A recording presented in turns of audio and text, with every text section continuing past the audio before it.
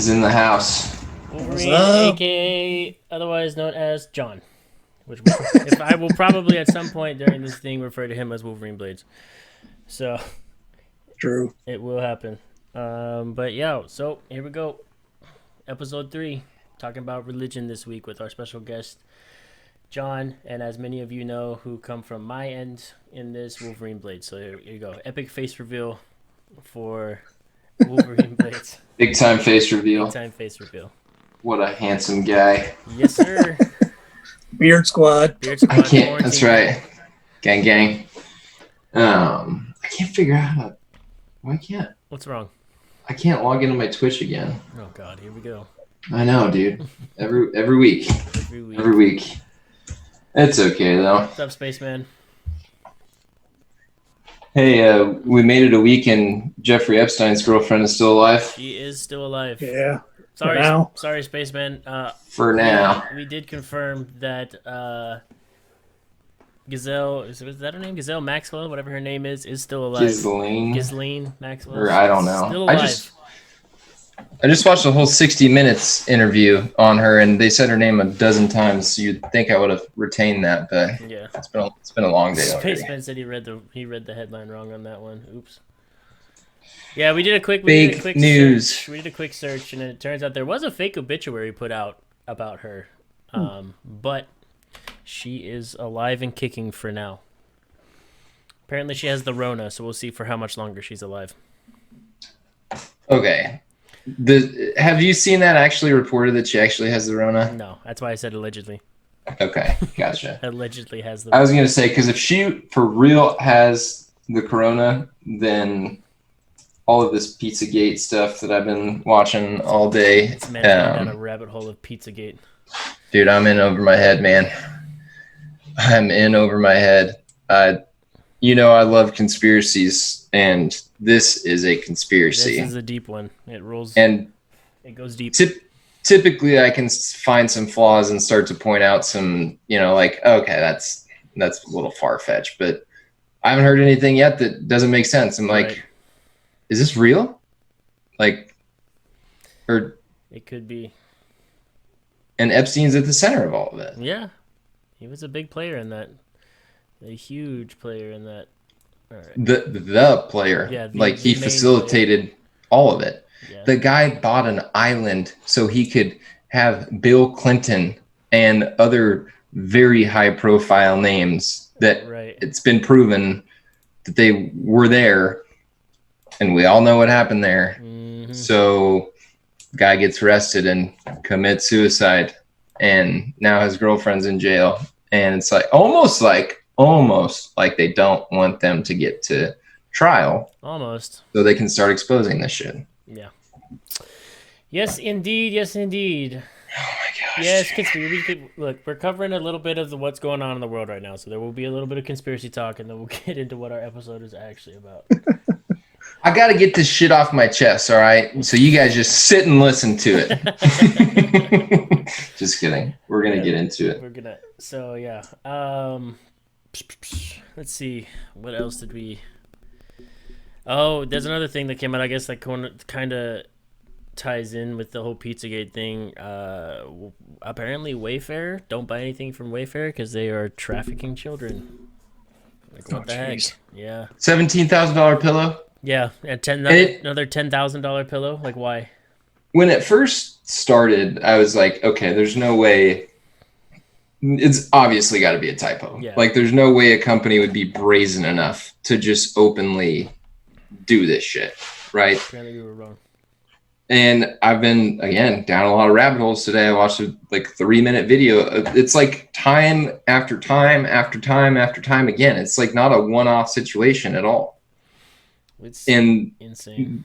The more that I find out about this little conspiracy theory is that, like, they're so proud of it that they are that brazen. Like, they are brazen enough to just openly sex traffic children. You can just order them online. I'm telling you, watch that Instagram video I sent you, dude. That thing shook me. Well, that's what started all of my rabbit hole that I've been down the last 3 hours of my life. It's just on Reddit. Just that'll do it to you. Shout out to Edna. She sent me a couple videos too. Right. Variety to me. You got just what you need. Wolverine, you quiet. Tell Darth to shut the hell up. I'm not even talking that much. Alex is talking about conspiracy theories. These conspiracies. He's been gone. He's been falling down today. Let's see what else is big. I personally didn't see too much like pop off this week. I mean, Kanye is running for president, so there you go. There's another third-party candidate for you guys to vote for. I told you earlier, Ben, I would vote for Kanye before I'd vote for those two other fucks. Right. So yeah, I'm not going to vote for Kanye. Let me make that be clear. I need to check out the 17-minute vid, Spaceman. A busy week, all right? I will get to it. I will get to it. You check the 17. No, he didn't because it's Darth. Damn, shots fired. Yeah, I know. Chat knows I'm bad about what's 17-minute video? He sent me a 17-minute long video. That was basically the summary of that other 2-hour long video he wanted us to watch. But it got removed from YouTube. So this other 17-minute video is a summary of that. I'll watch it. What is with all these videos? I'm telling you, I'm starting to drink the Kool-Aid. Maybe I'm just going crazy. Maybe I'm just fatigued. But on Reddit today, I pulled up a dozen videos trying to watch them, and they've all been removed for bullying or harassment. I'm like, what? Who is this bullying? Or it's not like it's calling people out by name or like it's something to LGBTQ. I forget all that letters in that, but the alphabet. Yeah, not that. Hey, again, if you're LGBTQ, I stand with you, but not picking on you. But I just don't understand how all these videos just go. They get taken down. It's because it doesn't fit the narrative, man. You know how it goes. Thanks, Wolverine. I appreciate you. Makes me feel more seriously. No, I know. You look at CNN, Fox, whatever. It's like they come in with their angle, but then as soon as anybody else wants to challenge either the right or the left. Nope, we don't want to hear that. Go away. Right. It's so crazy. But one of the videos I watched today was the guy, and again, if Tom Hanks is a part of all of this, my heart is going to crush into a million tiny little pieces. My heart crack. But the guy that worked with Tom Hanks and was quote unquote privy to all of this information, the guy that released the initial video of saying that Tom Hanks was a pedophile and like naming a few other people, he committed suicide, quote unquote. He apparently jumped off a bridge in front of a truck underneath, and he posted a video 2 days before that explicitly saying that he was not feeling suicidal and that he was getting all these threats, and he's like, they can try to kill me if they want, but I've got a dead man switch, which I didn't know what that was. Ben knew what it was when I said it. I don't know if John knows what it is. But I guess a dead man switch for me. So after you started explaining it, I was like, oh, that type of dead man switch. For me, dead man switch is like when somebody has an IED strapped to their body, and if you shoot them and they die, then they let go of it, and the bomb still goes off. Which I guess is the same principle, because he died, and then the bomb that was all of the stuff on his computer went off. So it's the same principle, I guess. That's the premise behind it, is if you kill me, people have information that will damn you. The information was a video, very cultish like situation of like these like 5 or 6 little girls, probably like age 7, 8, 9, somewhere in there, in like this weird dark like ceremonial type room. And like 2 of them are like facing a wall, and one is like filling up a bucket of water and bringing it to like this center like fountain type looking thing. That's like a 20-second video apparently that he had recorded, that was supposed to be the damning information, and it circulated on the news for a few weeks and then just kind of went away. Or not even on the news, on social media. News isn't covering it. Nobody talks about it. I didn't even know that guy had died. Well, it's the same thing that John said a second ago. It doesn't fit the narrative. It's not either about, racism, the elections, or whatever else is going on right now, so they're not going to cover it. Gotcha. Yeah. So speaking of elections, it's crazy. I think I have to double check. My dad sent me the other day. He sent me something about Kanye wanting to bring Wakanda to the United States if he becomes president. Let me Let me look it up real fast. I was like, I didn't even watch it because I was like, this is ridiculous. This man's watching too many movies. Mission Failed is really he's going ham right now. He's really curious about this religion stuff. Well, we're gonna get there. We're gonna get there. Just it's not gonna be too much longer. We just need to talk about what in the world's going on. Oh, you just all right. A minute. Yeah, so I need to look into that, I guess, a little bit more. But my dad sent me the thing that said Kanye's trying to bring Wakanda to, like, the U.S. if he becomes president. And then my dad just sent me the waterfall fight scene from that movie. It was like, is this Kanye's idea of a presidential debate? It was just two people fighting on top of a waterfall. I would prefer that. Honestly, that would be a more entertaining debate than what they do now. Yeah. So where you get 30 seconds to answer a question that it takes like 30 minutes to unpack. Right. But Bernie's just going to yell at you the whole time. Let's just get those views up, baby. Let's get those ratings high. Yup. That's what the people want. We don't want information. We just want a show to watch. Spaceman, we're just going to, I guess, cover religion as a whole. Probably mainly focused more on, I don't know, the Christianity part of it, because that's mainly my wheelhouse, Alex's wheelhouse, and John's wheelhouse. So, been waiting. I have a pretty encompassing. I've got a decently broad view, but Spaceman's hosting us. Thank you. So I don't know, not too much going on in the world other than Corona's still kicking. Everybody's losing their minds about masks. The presidential stuff is the same. I haven't seen or heard anything, I don't know, going crazy about that. John, have you heard you seen anything this week that warrants discussion about the presidential debates or election? Honestly, I stay away from the news as much as possible. I knew I liked you. Probably not a bad idea.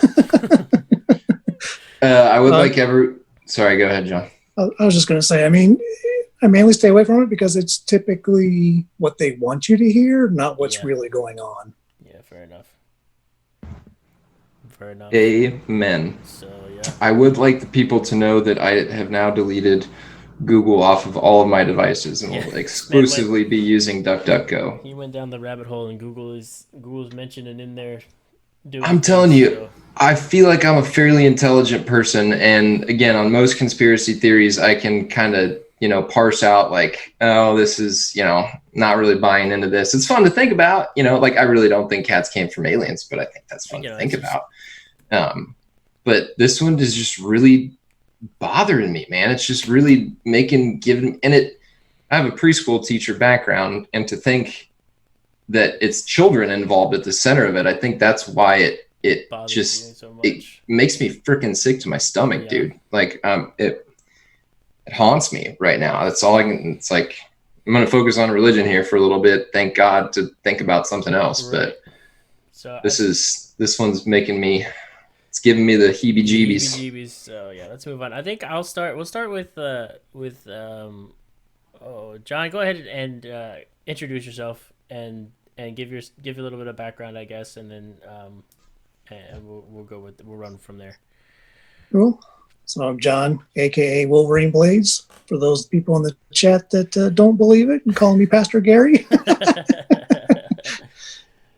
So, background from a Christian perspective is I didn't get saved and become a believer until after my daughter passed away in a car accident. Oof. Was raised in a home that claimed to be Christian, but never practiced anything. So we never went to church or anything. My exposure to Christianity growing up was from movies. So basically got introduced to Jesus through the robe.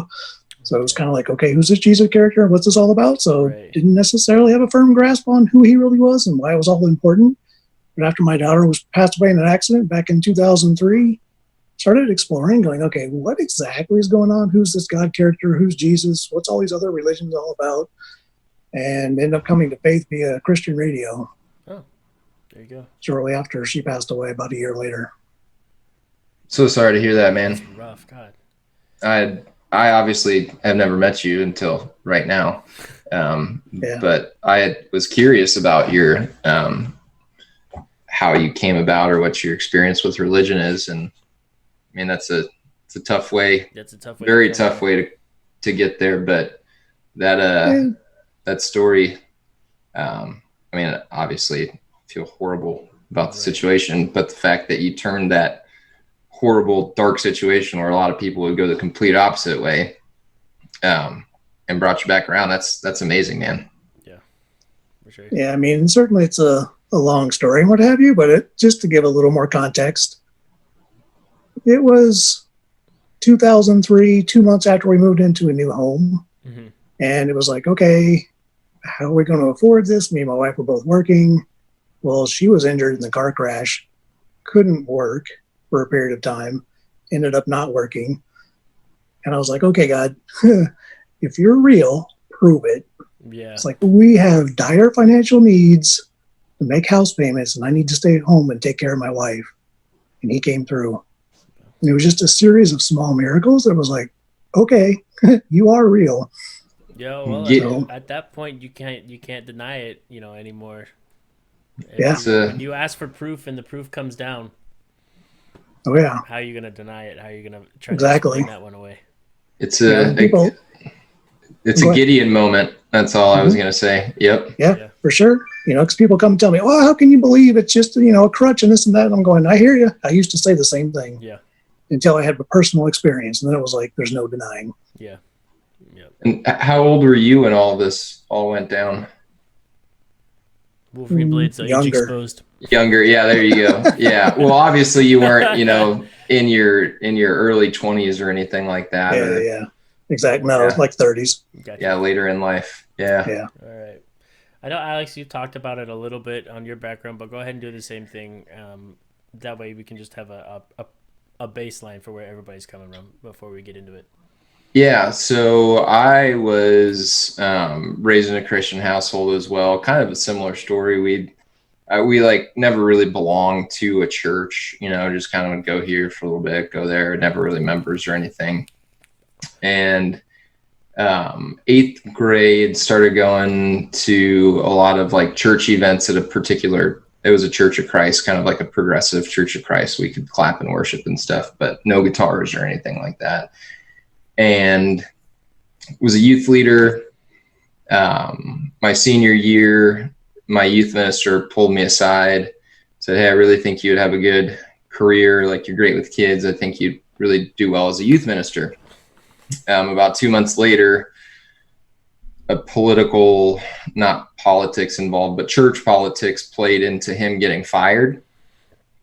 So that kind of rubbed me the wrong way. Like, and you guys claim that, it's Christian and forgiveness and, all the things that you talk about every Sunday, you're not really living out with somebody that actually works for you. This kind of feels weird.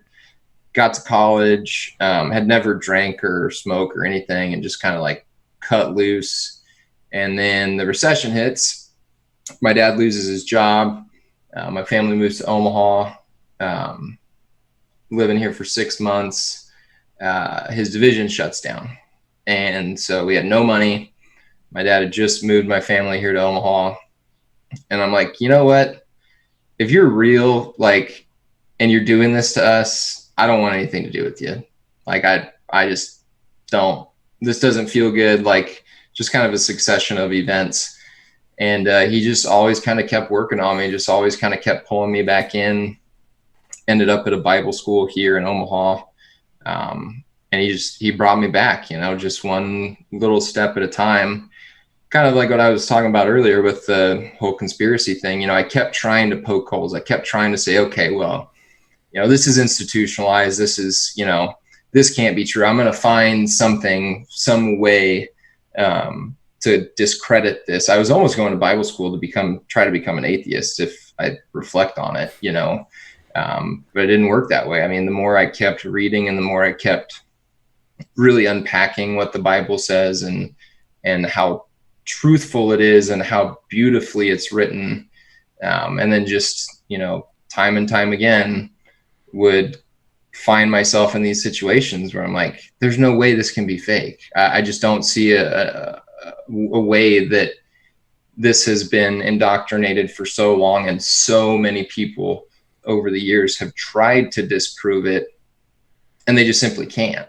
You can't do it. It hasn't been done. And a lot of people have tried very, very hard to do exactly that. So that's kind of where I'm at now. Non-denominational, I don't necessarily have an issue with a denomination or, you know, one thing over another. I think they all have their flaws because that's humanity. But end of the day, I'm bought in, man. I think the J-Man was when I say the J-Man, I mean Jesus. He was a pretty funny guy, a wonderful poet, and I just enjoy reading what he had to say and what he did and trying to live my life that way. So that's that. All right. Well, my background, I guess, from the time I can remember, we started out as Catholic because I remember going to mass as I guess, you know, a 4-year-old slash kindergartner. I guess that's the first time I remember going to mass while we were living in Australia. And I went to Catholic school while we lived in Australia. I don't remember too much about like Catholic school. I guess it wasn't. I don't remember there being a whole lot of religion in the curriculum, but I do remember going to mass at least once a week. And then we moved back to the States. I guess background on that is my dad's Australian, so that's why we lived there for a little while. For all of you that don't know.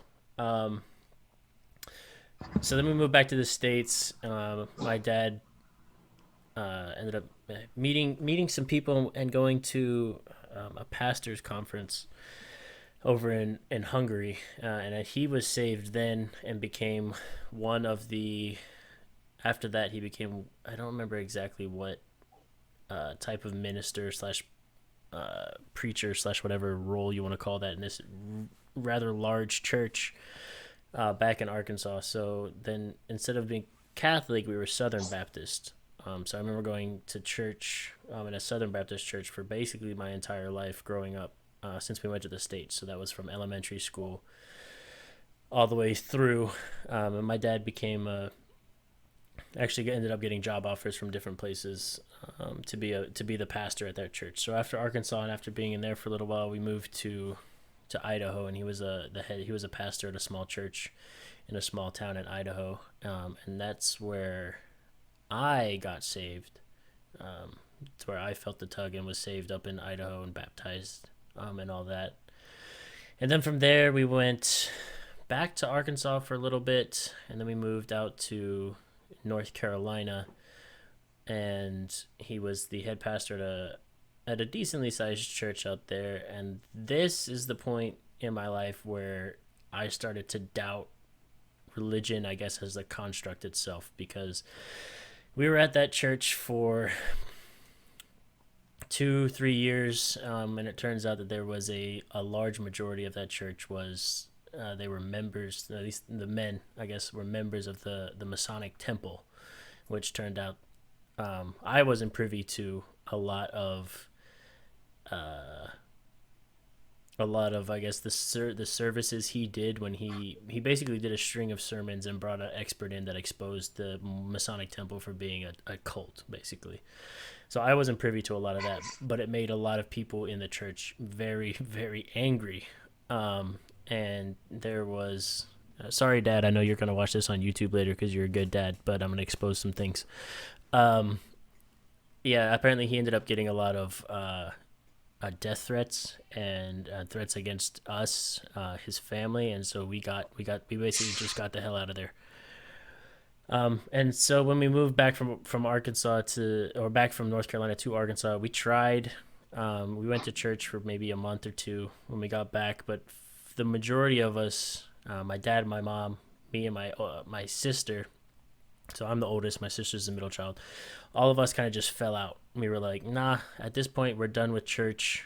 We're done with religion. My little brother, at that point, he's only 4 years younger than me, so I don't know if he understood all of it at that point. But he still went to church, and he still did things. He had friends that went to church. He ended up finding a group of friends that he went to church, and I guess his experience so far with religion and church has been good, which I'm happy for. But my experience has been jaded. So at this point in my life, there were a couple of other experiences which I'll get to later if we get to that point.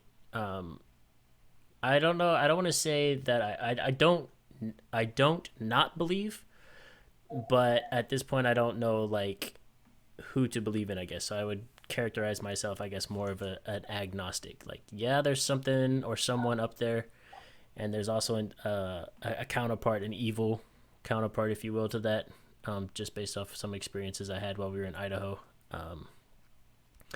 But yeah, that's where I'm at. So I'm basically, my background is I'm a preacher's kid, and I went through all of that, and I've got all the knowledge that comes with being a preacher's kid. But at this point in my life, who knows? And that's where I'm at. So. Yeah. Very interesting. Yeah. I didn't know your dad was Australian, actually. Yes, sir. Yes, sir, indeed. So, So currently you're of the belief that, well, like you just said, you're an agnostic, basically, that there's something up there. Yeah, like, we all can't just be like, my thing is, like, we can't just be, like, floating through space with, and just exist. Like, there's got to, I feel like there's something out there that's kind of constructed all of this and moving it in a direction. But, what I think that is at this point in my life, I don't know. It could be God. It could be, maybe it's a giant spaghetti monster. Who knows? I don't think that one's accurate. That's just the other extreme for poops and chuckles. But there's some higher power out there. Meeting has been upgraded by the host. Yeah. Anyway. But there's some higher power out there that's running things, and whether it's God or not, that's still up for I guess debate in my mind. So what do you think about the Bible then? What are your views on the Bible? My views on the Bible is like, I don't take it literally. I used to while I was a preacher's kid, take everything out of the Bible verbatim. And as I grew up and, got to college and had, higher learning or education, I'm just going to call it life experiences and my own brain developing. I feel like there's some things within the Bible that that don't necessarily, are verbatim. Some things, many of the things that Jesus said were parables. I feel like some things in the Old Testament could also be seen as, I wouldn't say parables, but, what's the word I'm looking for here? Metaphors? Metaphors, thank you. Yeah, something like that. I do believe that there still are miraculous things that happen that we can't explain. So some of those aspects, maybe more of the miraculous things that happen in the Bible, could actually have happened and been a thing, but I don't take everything verbatim. For example, like, God could have created everything, in 7 days, like he said, but I don't know. Now more than anything, I feel like he got it started and then he maybe used evolution to, keep things going. Like, he kickstarted it and then went from there.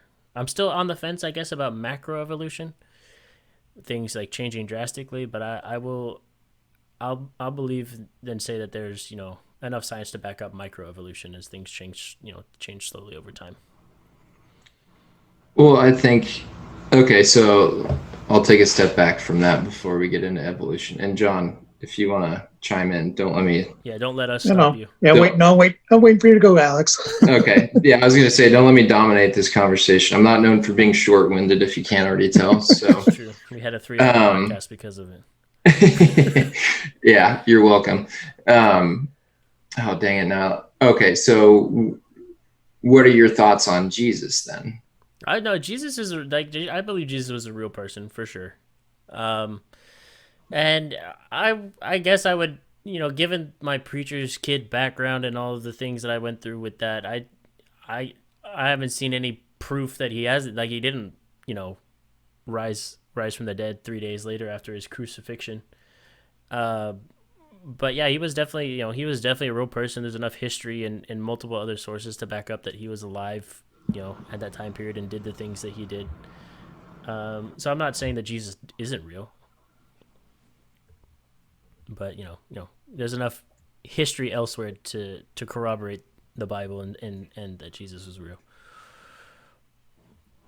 Well, if you think Jesus was real, Ben, that should.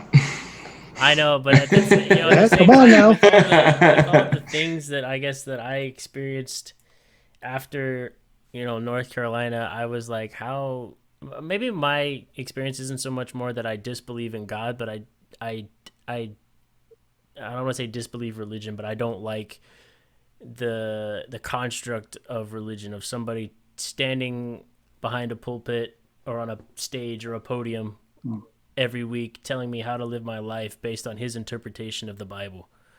I would rather subscribe to the fact that I read the Bible myself and interpret it, how I feel led to interpret it, I guess. And, maybe, I read the Bible and the Holy Spirit tells me, like, hey, this is what I want you to get out of your readings. So I don't, and I've seen enough, like, I will say without hesitation every time that I despise Southern Baptists and the Southern Baptist, like, construct every day. And I know there's good people out there that are Southern Baptists, so if you are Southern Baptist in the chat and you take offense to this, I'm sorry, but based off my experience, Southern Baptists are the most hypocritical people on the face of the planet. Just based off the experiences I had in North Carolina. It was a Southern Baptist church, and those people came to church on Sunday, and you were all pious, and then during the week lived and hated like Satan. And part of that could have been due to the fact that the Masonic temple was so ingrained in the majority of the members of that church that it just seeped in everywhere. But a lot of the other Southern Baptists I've run into are kind of the same way. I think it's probably less of a Southern Baptist problem and more of a people problem. You know what I mean? Oh, and that's why I kind of prefaced it with, like, there are people out there that are Southern Baptists that are good people and aren't like the majority of them. And I hate to say this, Ben, but based on everything that you've said, you're a Christian, dude. Like, yeah, I guess I'm just a Christian that's fallen by the wayside because I didn't go back to Baptist church for the longest time. And while I was in boot camp, I went to Catholic Mass. And if I've gone back, and the few times that I've gone back to church since all of that, I more often than not prefer to go to Catholic Mass. That's just me, but I'm gonna stop talking for a minute and let John have his words because we're just talking over it. Yeah, no worries. So, Darth, what I'd say to you is,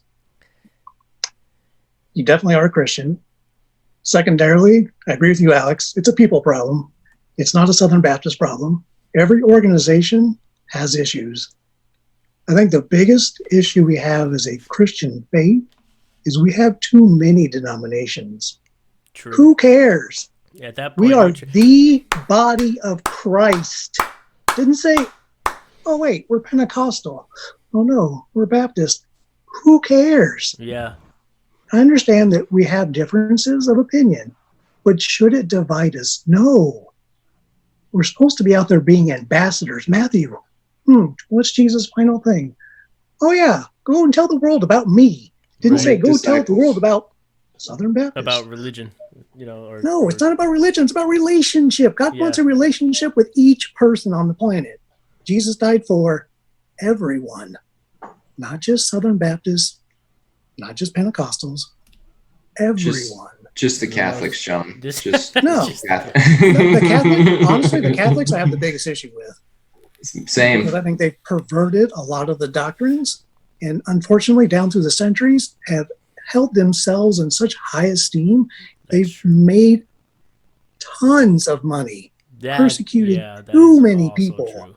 I guess the only reason based on their religious construct, which turns so many people away from Christ. Religion in general and Christ. I keep saying religion, but Christianity and Christ in general, yeah. I guess the only reason I chose Catholicism the most is because it was like, well, you just go talk to the priest, he'll forgive you, and you can live however you want. But that's the point of my life where I'm at. But like I said, I haven't been back to church in years. But the thing is, with the Catholics and the priests, nowhere in the Bible does it say you have to go to a priest. That's true. There's one mediator between God and man, that's Jesus Christ. That's true. Also, he's the one you pray to. Right.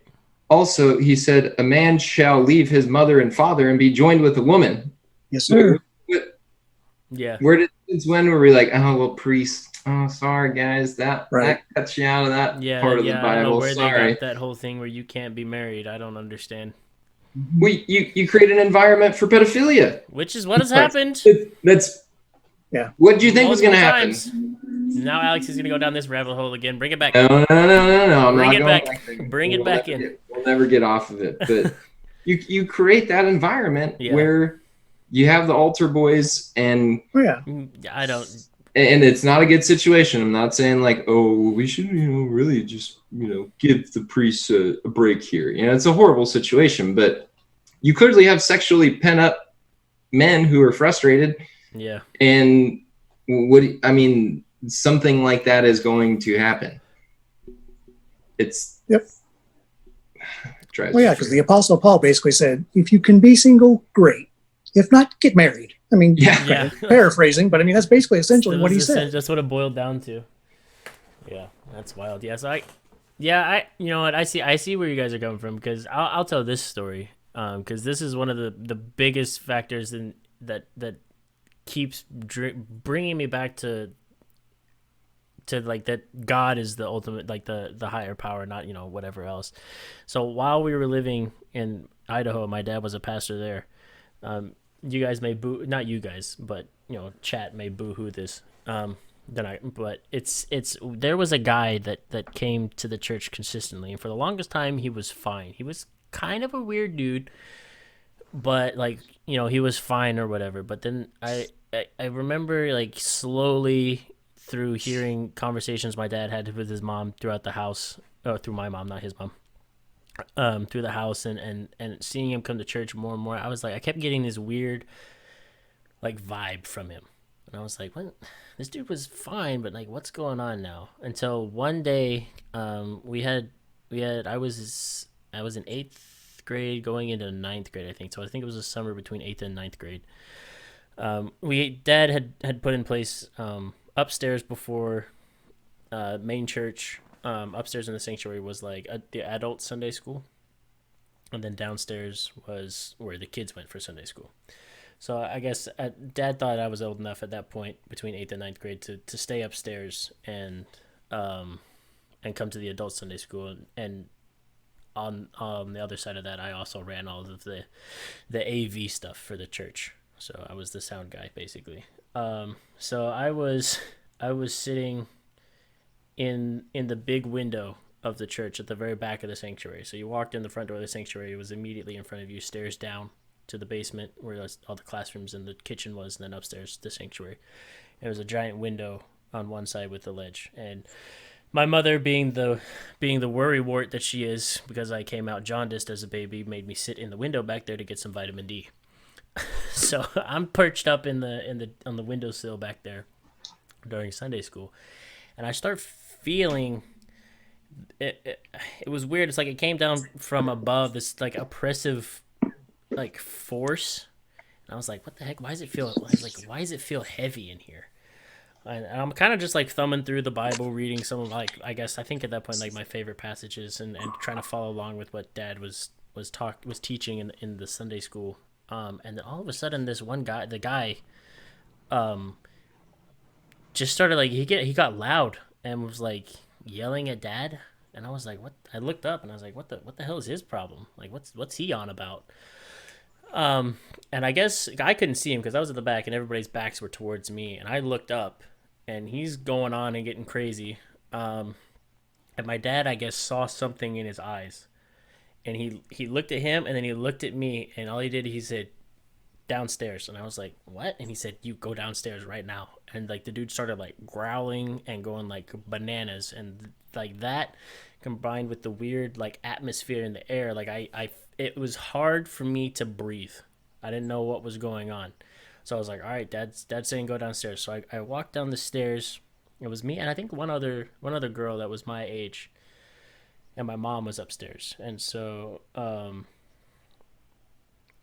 she grabbed me and the other girl, and we got downstairs. We got to the first landing. So you go down the stairs, landing, and then a short couple of stairs to the basement. And as soon as we got to the landing, it's that whole force just we got below it basically. And I could actually breathe, but at that moment I also felt like I was gonna throw up. And I was like, what the hell was that? What's going on? Why is this dude growling and going crazy and yelling at my dad and everything? So a few years down the road, I think we got to North Carolina, my dad pulled me aside and goes, "Hey, remember that one time in Idaho when I told you to go downstairs?" And I was like, "Yeah, I'll never forget that. That was the weirdest thing I've ever experienced in my life." He goes, "That dude was possessed." And I was like, "No, you're like, nah, no way. You sure he wasn't just like on drugs or something?" And Dad was like, "No, that dude was legitimately possessed." And it turns out like I heard it, I guess later from my mom and other people, that Dad was literally in the friggin' sanctuary, like performing an exorcism basically on the dude. I don't think he ended up exorcising the demon, or whatever that possessed him, but the guy ended up leaving and he was like circling the church in his car and stuff. And some people would say, yeah, maybe the dude was on drugs or anything like that. But based off the things that I felt and that whole vibe in the church at that moment, I 100% believe that like I was like in the presence of somebody that was actually possessed. And it was like a presence I don't ever want to feel again. And I get kind of the same feeling when I watch possession movies. I'll watch them all day long because they're entertaining. But every time they get to the point where they get to the exorcism, I always get like super terrified. And I'll just sit there watching the movie, white knuckled and barely breathing, because it's the same type of feeling that I felt when that whole situation happened. And that's one of the things that will always anchor me into the point, well, if demons are real like that, I can't deny the existence of God at that point. Like, you can't have one without the other. My wife and I got into this conversation the other day, but you can't have that happen and then on the same side be like, nah, God doesn't exist. How is God not going to exist if you have some dude literally possessed in your church? It was wild. It was a wild experience. I don't ever want to experience anything like that again. But there's a lot of interesting research on possessions and trying to blame it or describe it as like mental illness, or somebody cracked out on meth or something. Like, I don't know. When you feel that feeling though, it's one that you don't forget. Yeah, that's for sure.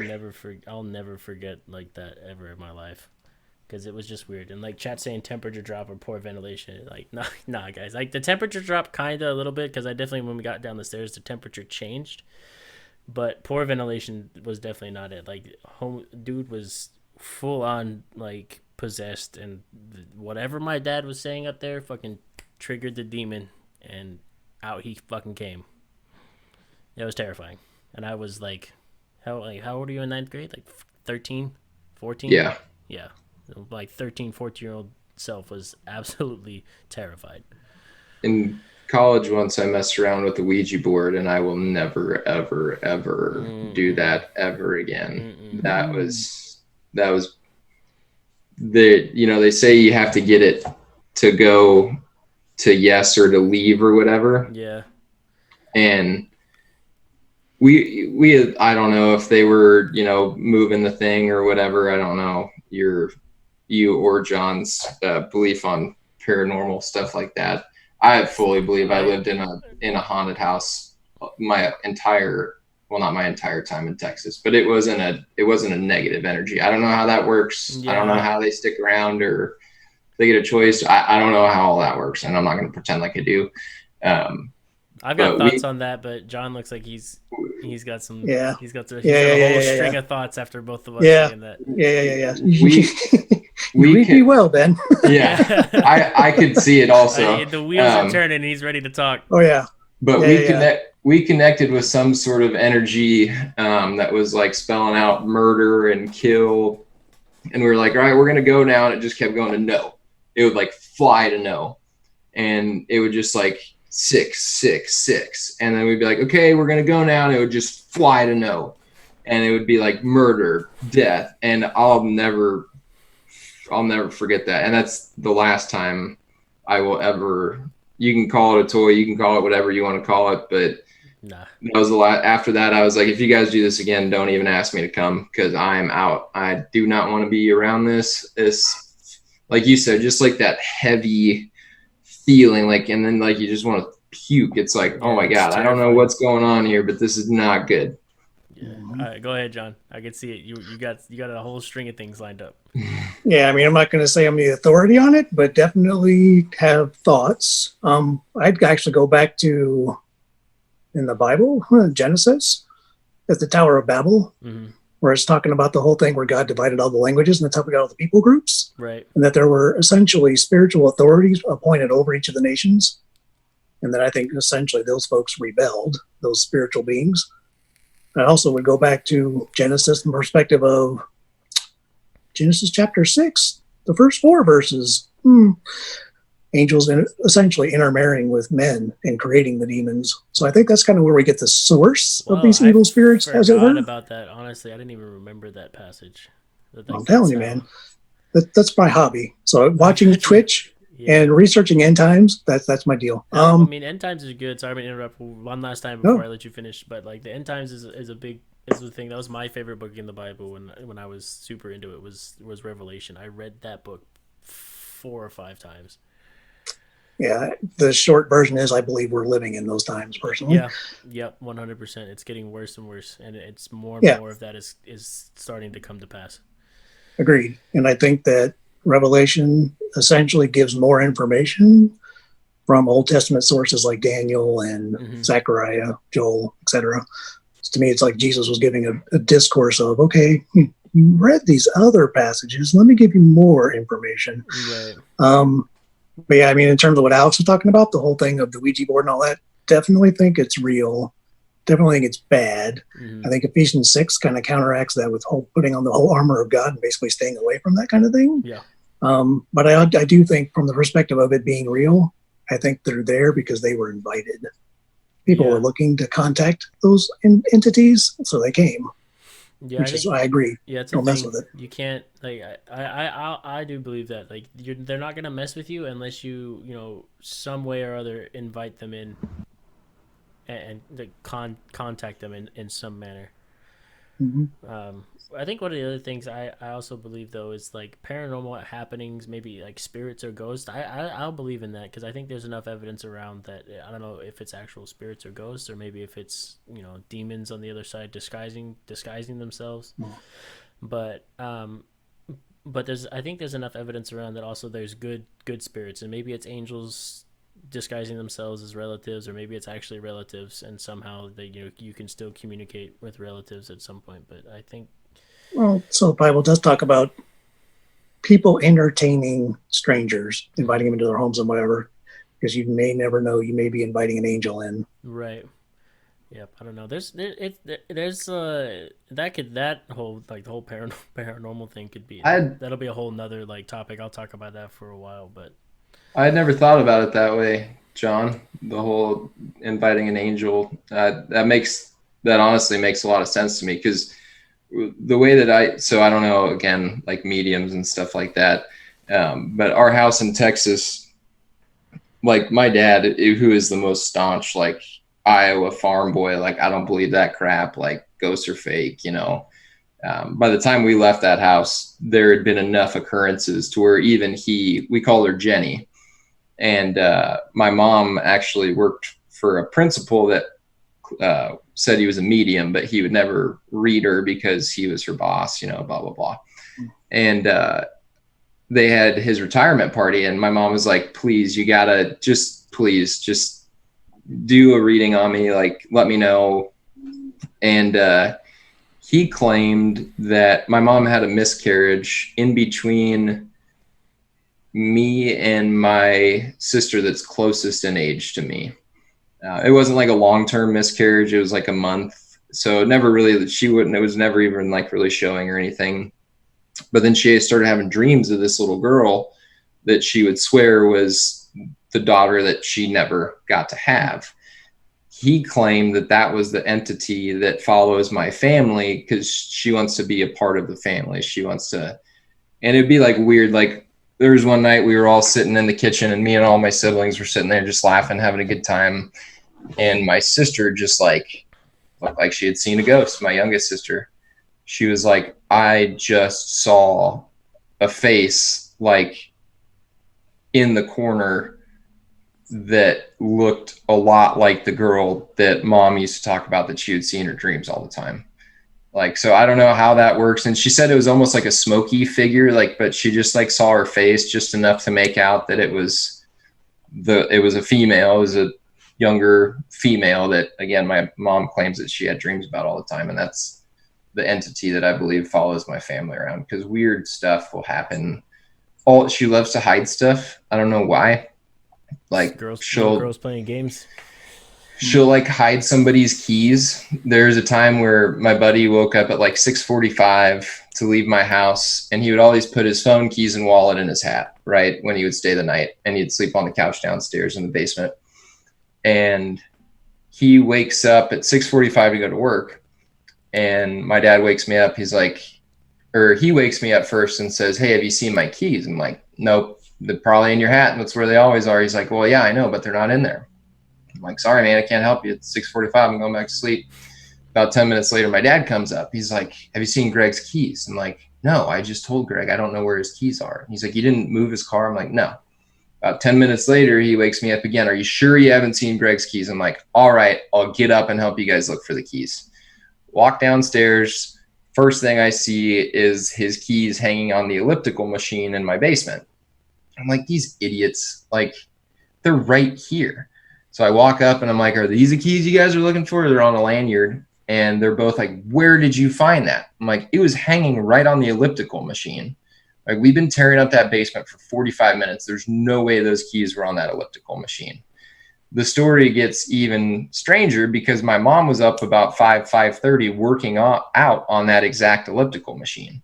And if she would have been working out, those keys would have been jingle jangle and all over the place. Right.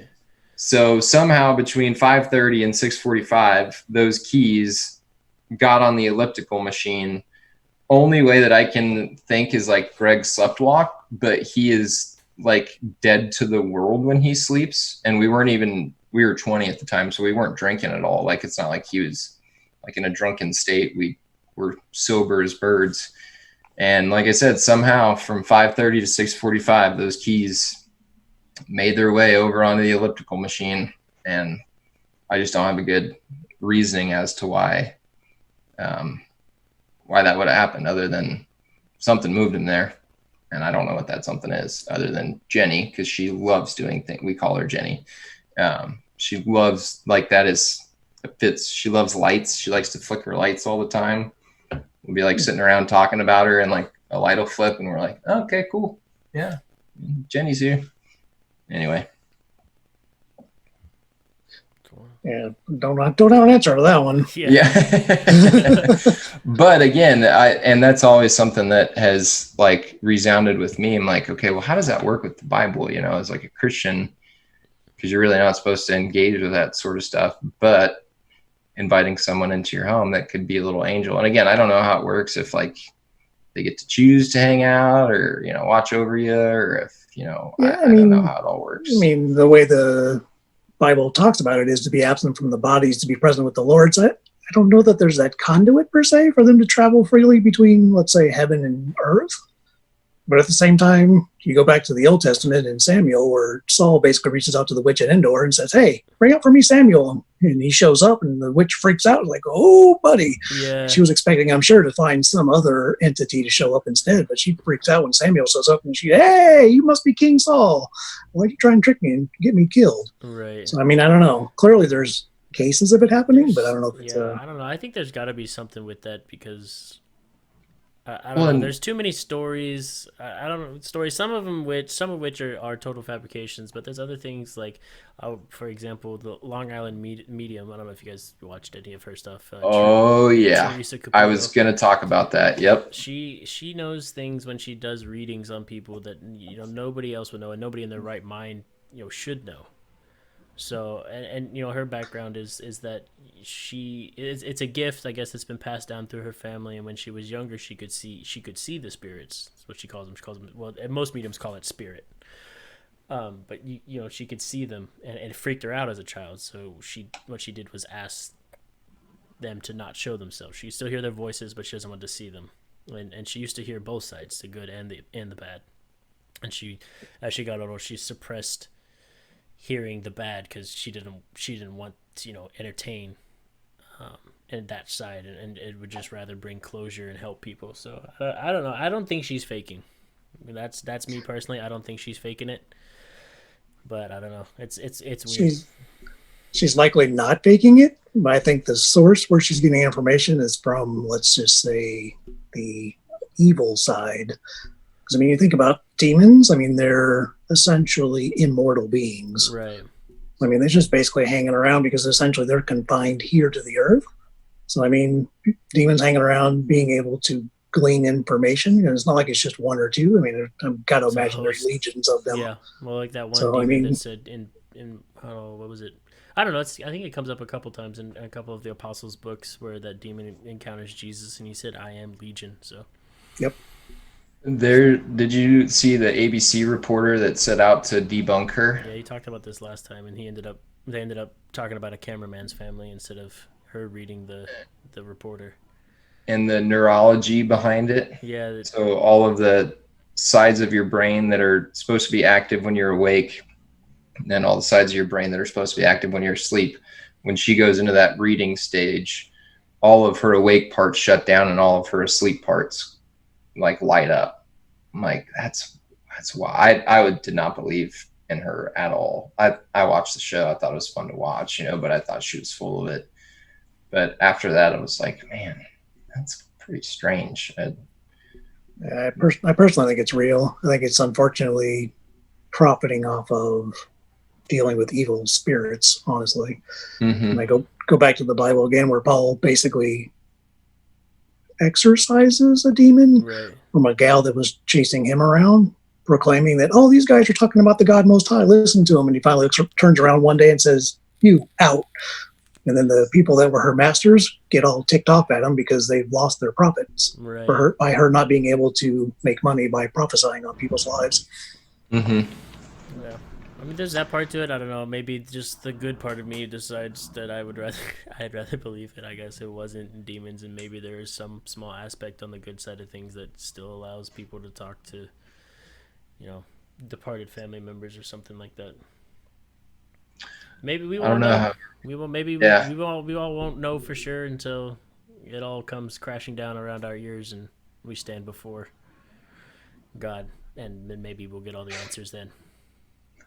I think the beautiful part is we won't need the answers. It'll just somehow just like, boop, it'll just be there. Oh man, okay, yeah, this makes sense now. I understand. We do have one question in chat. I know Wolverine, you answered it from Mission Failed, and Alex, you did as well. But he goes, I gotta ask, how does the Christian religion explain science? So you answered it in chat, but go ahead and elaborate more, John. So I personally think that the two don't have to be opposed to one another. There's nothing wrong with Christians and scientists working together. I do think we've got to be careful as to which science we subscribe to. I don't necessarily believe everything the scientists come up with, because unfortunately, there's a fair amount of science paid for by corporations to come to a predetermined answer as to what that right answer is. That was a good podcast I listened to on Joe Rogan.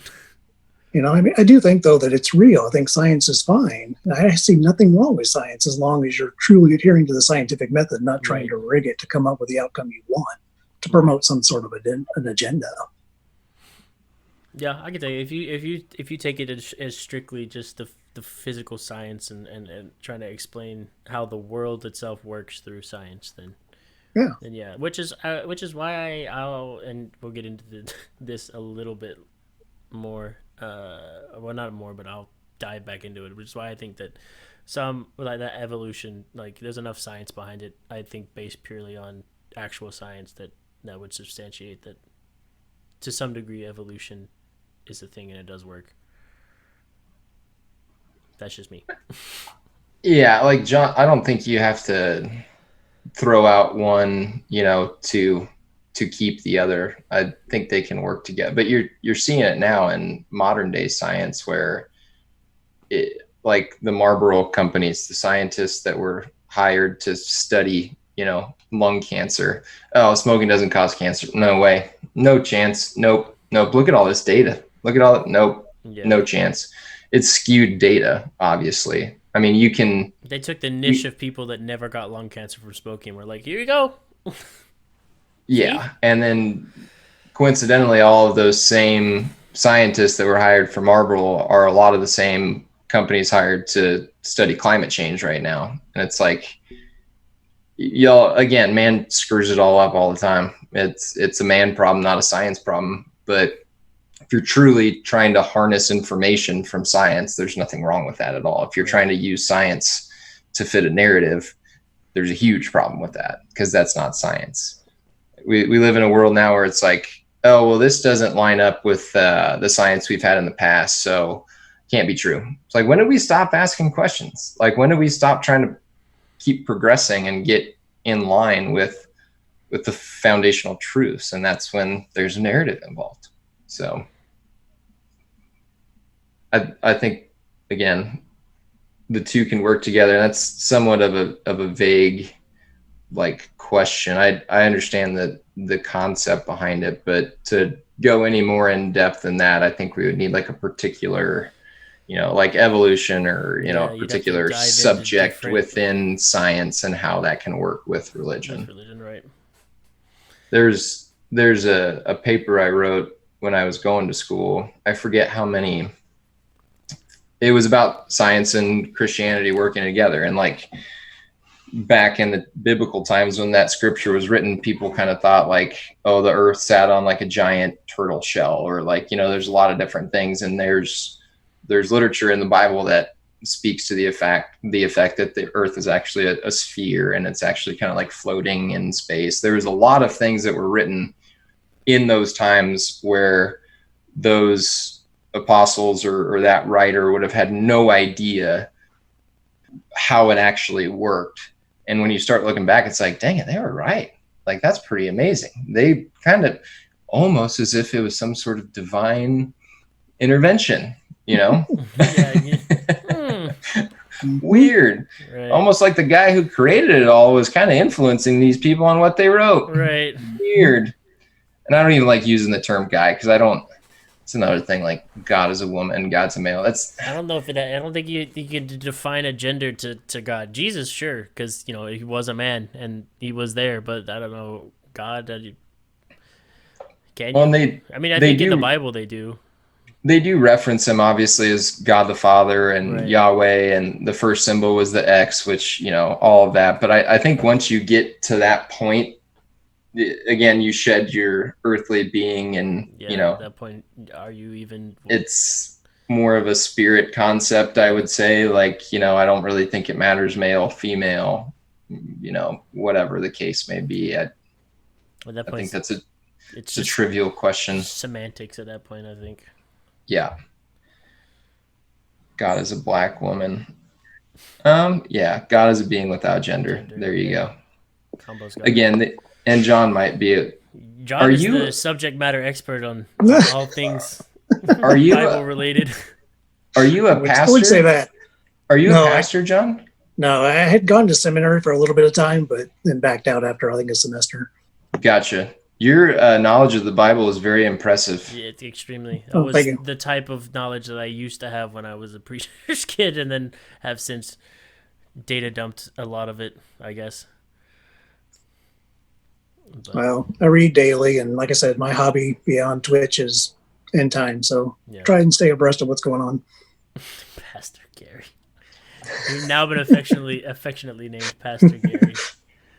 One thing that I was going to bring up earlier when we were talking about denominations that I just want to touch on really quick is I always find it coincidental when, like Catholic Church, this church, that church. Oh, we're right. No, we're right. No, we're right. Well, when Jesus came around, he didn't necessarily start going to the churches and saying, "Hey guys, let's rub some elbows here and let me talk to all these high-powering church officials." He washed the feet of a prostitute. They brought to him the woman who had committed adultery and threw some scripture at him from the Old Testament that says, "Hey, we got to stone her." And then so beautifully, he's like, "Yeah, whoever any of you without sin, I'm going to butcher it, but whoever's without sin, let them be the one to cast the first stone." And then they were all kind of sitting around looking at each other like, "Dang it. Yeah.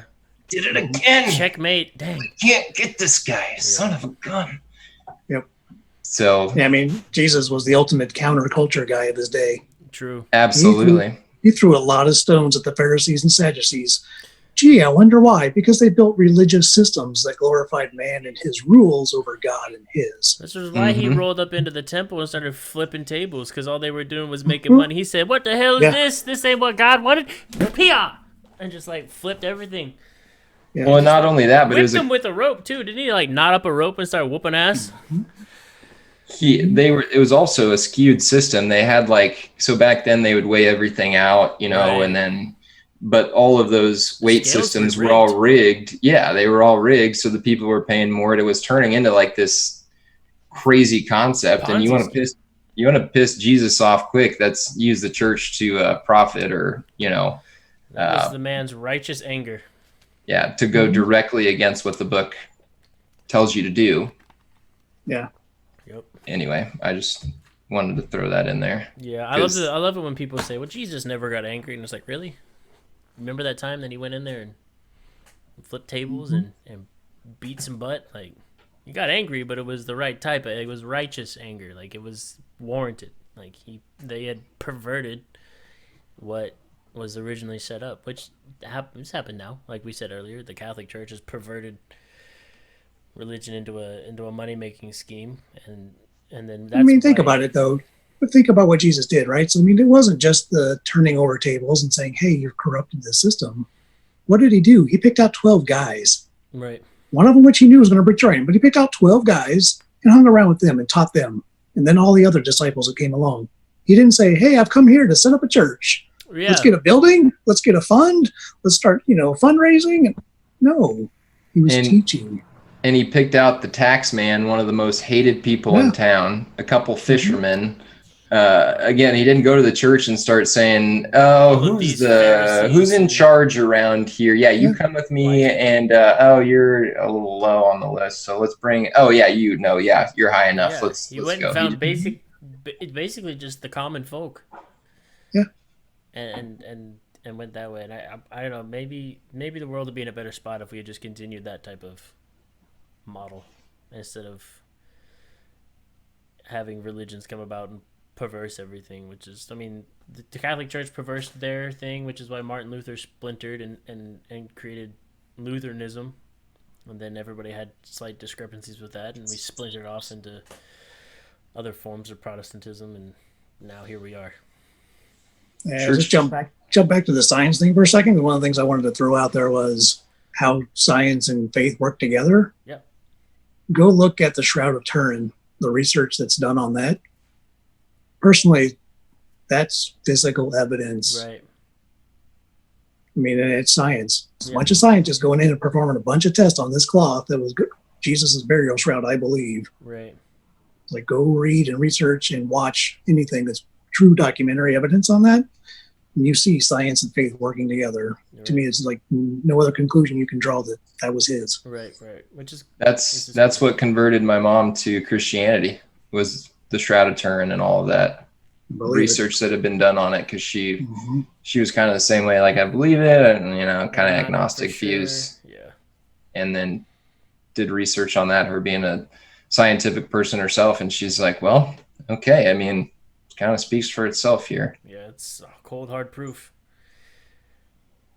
So that, and I saw you talking about your favorite verse earlier, John, and my favorite verse is probably, "God opposes the proud, but he gives grace to the humble." That's one of my favorites. That's right there. Greatest of these is love is another one. And when the disciples are all sitting around and they're all like, "Okay, but who's the best disciple?" Like you can see it, like a bunch of dudes sitting around. They're like, "All right, okay, truth time. Like, who's the best one? Like, you got to have a favorite, right?" And he picks up the child and he's like, "If you want to get into heaven, this is what you got to be like. You got to be childlike." I'm like, I'm a big 4-year-old at heart, and I love people, and I try to not be proud, and I try to be humble. So I'm like, that kind of summarizes it up right there for me. That's really all I need. Yeah, this is why I like the golden rule, basically paraphrasing, treat others how you want to be treated, basically. And that's why I like, when we talked about Elijah the other week, where he was like, "Hey, everybody loves everybody, at least in our little group." He's like, that's pretty cool. And I was just like, if kids can get it, and most adults who aren't assholes can get it, why can't the rest of the world just get it? Why do we gotta be a bunch of dickbags to everybody? Which I'm not saying I'm not. Trust me, I can be a huge God. Almost as if, Ben. Almost as if we were flawed from the start. Yeah. Almost as if. I know. Right. Almost as if anything that man inherently touches, they'll screw it up. Gee, Genesis chapter 3. Adam and Eve in the garden. Right. Yeah. I'm going to give you the whole place. Oh, by the way, don't touch that. Oh. He said, okay. He said, touch all of the things. We're doing that. And then here we go. And then God comes back, and right away, Adam's like, it was Eve's fault. It was Eve. Woman, she did it. She forced me with her boobs that I now recognize as things that I didn't know before. Mm-hmm. He's like, oh, how do you know you're naked? Like, he knew. Imagine all that, along. trying to trick God because he put on some leaves. Hey, what are you guys wearing leaves for? Yeah. I'm just trying something new. I didn't want to. She did it. It was her. I just imagine Adam looking at God and be like, do you know this was out the whole time? What are you doing? I was like, yeah, it's fine. Don't worry about it. I was like, bro. God's like, wait a minute. Y'all done ate some fruit over there. Yeah, and what I like about that verse, too, is it's also the first promise of a deliverer fixing everything. Yeah. John's over here unlocking deep memories that I totally forgot I had of the Bible. John said, hey, here's the key. And my brain's like, what? What's going on, man? Tidal wave of knowledge and memories are coming back. I can't believe your dad had a possessed guy in his church. Dude, that was the craziest thing ever. And I watch possession movies all the time because they're entertaining, but every time we get to that point, I'm like, like, what was that movie? Was it The Exorcism of Emily Rose? Yep. That movie took me like a week. I took a week to watch that movie because I would get to the point, like the first point where like shit started hitting the fan, and I was like, absolutely not. And I'd shut it off, and then I'd get back and I'd start it over, and I'd get past that point, and then it, like shit had hit the fan more, and I was like, absolutely not, and I'd shut it off. And it took me like a whole week to watch that. And my dad also thought it was really funny after we moved back to Arkansas when I was in the end of high school. I came home from work one day, and he was like, hey, come here, sit down. And I was like, what's up? He's like, okay, everybody's going to bed because we've been up all day. But we also rented The Exorcist, and everybody already watched it. So what you're going to do is you're going to sit in the dark living room because everybody's going to sleep, so don't turn any lights on. And you're going to watch The Exorcist. And I was like, what? No, I'm not. I'm going to bed. I just got off work. He's like, no, sit down and watch The Exorcist. And I was like, he's like, it's a classic. It's so good. And I was like, fuck, fine. And I sat down, and I went to bed and had the worst dreams of my life. Because that movie, the special effects in that movie for being, what was it, the 70s? Was it 70? Mm-hmm. Late 70s when that movie came out? How they did that, I was like, what in the No, thank you. No, thank you. Mission failed. If you say Arkansas one more time, I'm driving to, where the fuck do you live? Ontario or some shit? I'm going to come up there and slap you in the mouth. Canadian? Oh, man. What was another one like that freaked me out? Oh, was it the movie called Deliver Us from Evil, where it's about the Boston cop that was like investigating this string of crimes, and it turns out at the end of it, it was a dude that was possessed? I don't think I ever saw that one. I don't remember that one. Didn't see that one either. I want to say Deliver Us from Evil or something like that, but like the whole premise is the cop is investigating these crimes, but there's like these coins like left around, I think. I've only watched it once. But the end exorcism scene, like they're in the interrogation room at the precinct, and that was an intense exorcism scene. That was crazy. That one was a good one. Now I'm going down to possession movies. What was another? The one with Anthony Hopkins. You guys seen that one? I don't think so. I'm gonna look it up now because I can't remember it. He's like it's obvious. Most of them are based around a Catholic priest being the one to do exorcisms because apparently they have an exclusive right to that.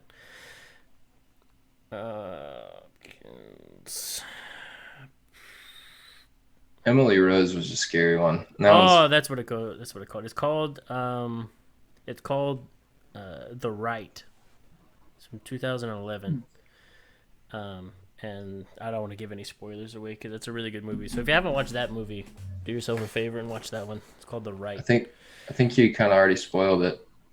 Well, I mean, kind of, but I don't know. I'll give it away. I didn't say this one with Anthony Hopkins in this position. Yeah, there's possession in it, and Anthony Hopkins is the big actor that's in that movie. But watch that one. That one's pretty realistic too. I think in how possessions and exorcisms happen. I get that one was hard for me to stomach too, to get through, just because I've been through that type of shit, or as close to it as possible. Well, we've been, an hour? We're working on an hour and just past 15. Gotcha. We got softball at 8:30. All right. Yeah, Joy. I'm so tired. Try and wrap it up because much of the feedback I have gotten is 3 hours is too long. Don't you know who Joe Rogan is? We're not Joe Rogan level podcasters yet. We can't be doing a 3-hour podcast. My dad was like, I mean, it was good, but 3 hours is a lot to get through in one sitting. And I was like, I'm sorry. You don't do anything else at work and go home. I thought you could sit through 3 hours of podcast. I like that your dad listens. That's cool. Yeah, I sent the links to my whole family in our group chat, and I was like, do me a favor and like go watch the damn thing. So we got good feedback on it, or I did, and I've passed it along. But I don't know. I guess what we usually try to do is turn it over to chat here at the end and see if they've got anything left for us. Combo's trolling as normal. It never happens. Yeah, when does that not happen? Just keep in mind, all of you followers, that we will forever hold you in our hearts as the OG followers. Very true. We'll have to feature you on a podcast each or something like that. I don't know. Eventually we'll get to a point where we bring in some of the OGs. But has anybody else got anything, questions, religion based, anything for Pastor Gary? I could tell another paranormal story. We're gonna get it. Oh god, go ahead. The last night that we were in my house in Texas, we had a bunch of people over, and it was like our going away party. Like, families literally moving the next day, and like the last 2 weeks leading up to us leaving, Jenny, again is what we called her, was pissed. She was like more active than ever. Like literally every day something was happening where we were like, what in the world is going on? Like, she is not happy. And we're sitting in the living room, and a couple of our friends that like didn't spend a whole lot of time at our house were like talking about it, and they're like, you guys are full of it. Like, there's no way there's a ghost here. Like, ghosts aren't real, blah, blah, blah. And we had this cabinet in our kitchen that was like built in where the TV sat, and the doors to the cabinet were always open. They were never shut. And we're sitting there, and I'm like, all right, Jenny, like, this is your last chance, last night, if you want to prove to these guys that you're real. And one of those cabinet doors just and shuts, and everybody's kind of like freaked out, and we're all sitting there, and it's quiet. And from this like little back room that we had, we just heard like a dragging, just like a squirt, like something was being drug. And we were like, what was that? And we had a deep freezer in the back room that always, again, sat up flush against the wall. No reason for it to not be flush against the wall. Still had a bunch of meat in it, actually. My parents hadn't cleaned it out or anything because we were moving, and obviously they wanted to keep it frozen overnight, blah, blah, blah. That freaking deep freezer had moved like 6 inches away from the wall. And I was literally like, going to bed. Night, guys. It's been real. It's been fun. I'm going to bed. I'm done. I'm leaving tomorrow morning, and we're done here. Yikes. And we went back about 3 months later. My parents were renting the house. They didn't sell it. We went back about 3 months later, and the guy, we were picking up some boxes that didn't fit into the moving van, and my dad and I go, and the guy's like kind of chatting to us, and we could tell he like wanted to ask us something. He was kind of like following us around, like kind of just BSing. And he's like, I know this is going to sound like super crazy, But did you guys ever have anything like weird happen to you while you were here? Like, we hear people walking upstairs all the time when we're all downstairs, or like I'll be home alone and my wife's at work and my kids are at school, and I'll just hear somebody walking around upstairs. Like, did anything weird ever happen to you guys? And the guy was in a rent to own situation with my dad. And I turned around to be like, boy, do I got some stories to tell you. And my dad was standing behind the guy and he was like, don't say anything. I'm like, nope, weird, nothing weird ever happened to us. Can't imagine anything like that ever happening in this house. That's great. So it made me feel a little bit more sane that we weren't the only ones that had weird stuff happen to us there. So, all right. That was a bonus paranormal activity story for you, chat. Anything else before? Yeah, there you go. Before we head out, any other religion questions directed at any of us, or anything else you guys want to know? Spaceman, I saw your comment. We'll get you on at one point, whether it's about paranormal things or the Muslim faith or anything like that. I don't know. We'll figure it out. Ed Nuts couldn't make it tonight, but I was texting her earlier about all this pedophilia stuff, and she's like, we could have a podcast, because that is going to be into it. Long ass podcast. Dude, it's going to be a very uncomfortable podcast. I know. I'm telling you, I'm just so glad that I got my mind off of it for a little bit, because it was eating me alive. Like, it was really bothering me, and I'm not going to start talking about it again. Yeah. The only thing we've got, I guess, for chat is Mission Failed / Combo says this is the first podcast where Alex has been outbearded.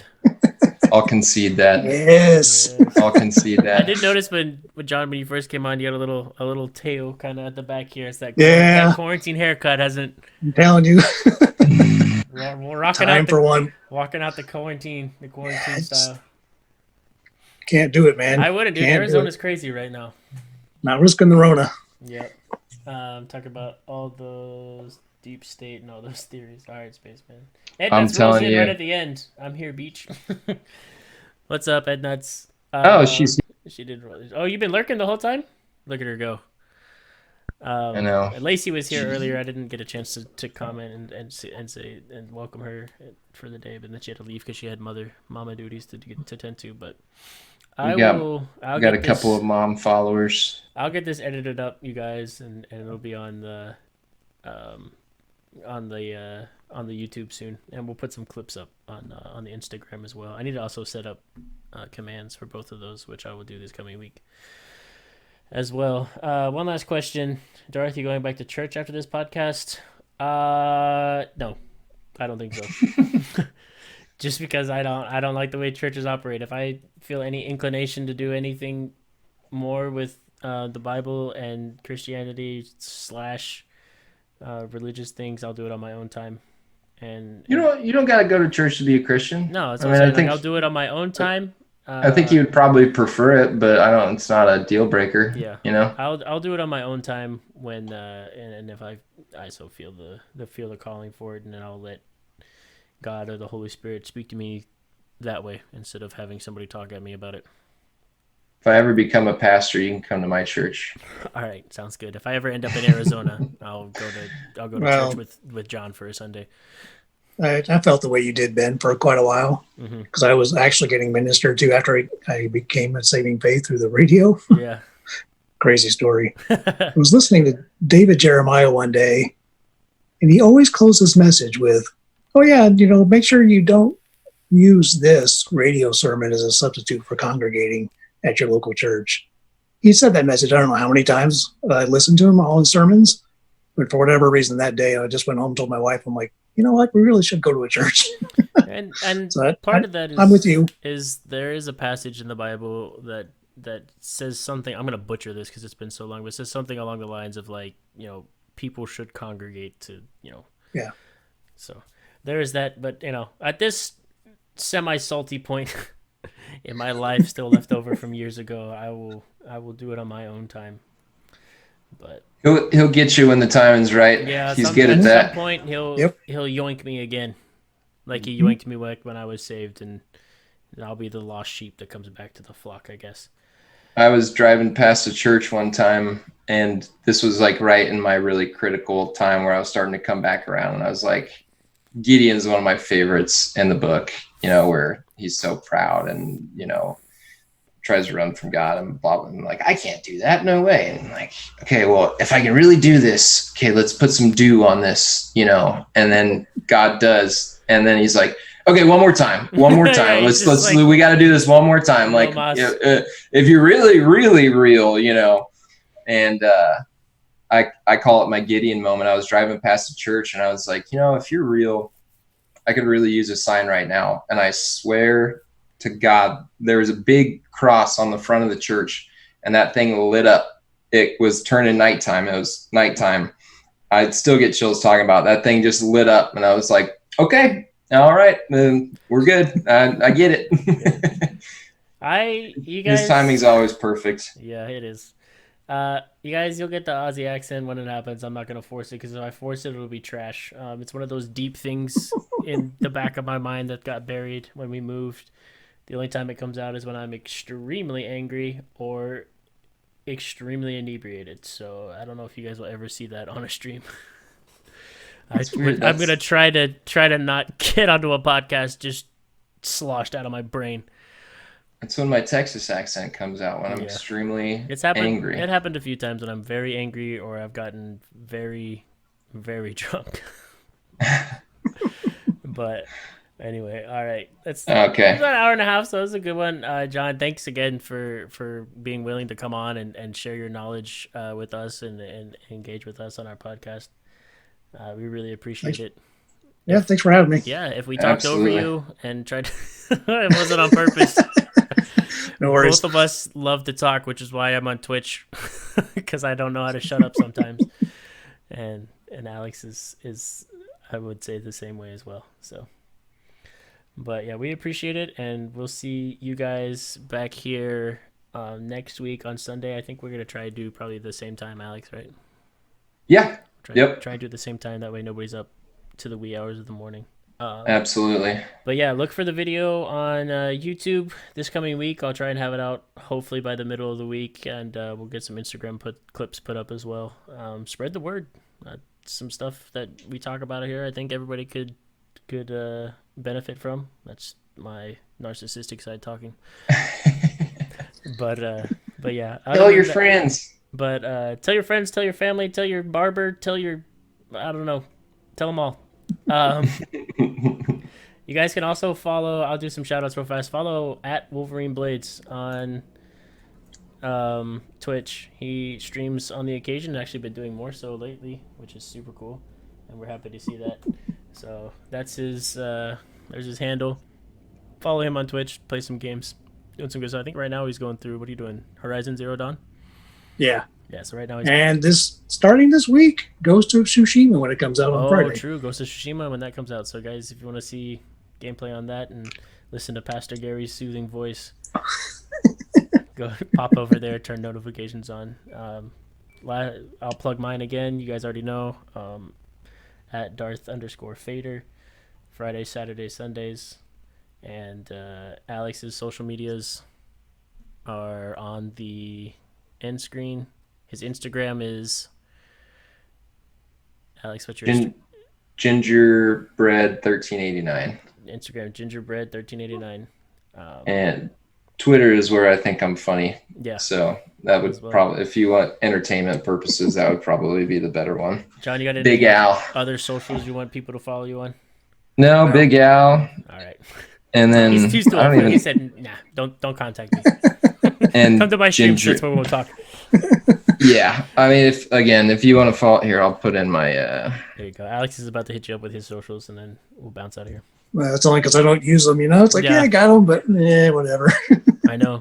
I tagged you in a couple of tweets, and I've yet to see anything. Sorry, just starting to get into Discord now. It's all good. It's all good. Where did it go? Oh, there it is. I don't even know my Ginger. Okay, Boomer. Dude, I know I'm old, man. Google thought I said okay, Google. Stop listening to me, Google. Why do you have okay, Google? Ben, I've taught you nothing. Jeez. I know. I can't help but have an Android. It's like straight up just ingrained on the phone. DuckDuckGo. All right. DuckDuckGo. Get off of Google. All right, chat.